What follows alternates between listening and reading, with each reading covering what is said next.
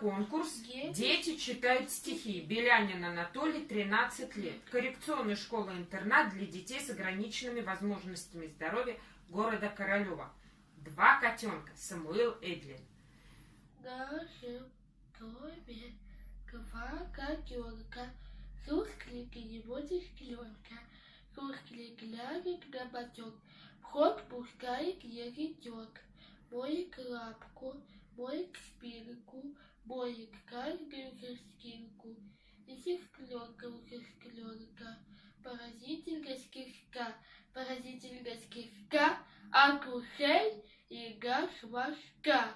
Почему их вместе стюльки и одной на кастрюльке?